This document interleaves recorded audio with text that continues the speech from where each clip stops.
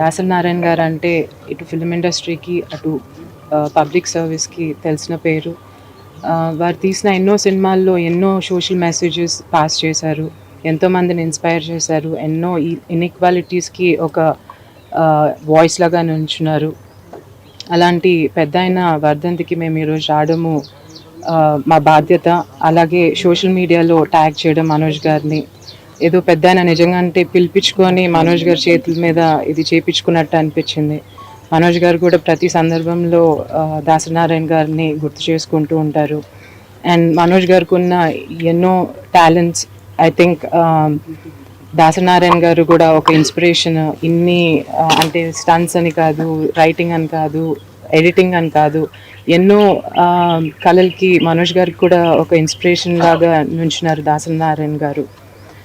వారి ఆత్మ ఎక్కడున్నా శాంతి కలగాలని మనస్ఫూర్తిగా అందరం కోరుకుంటున్నాము.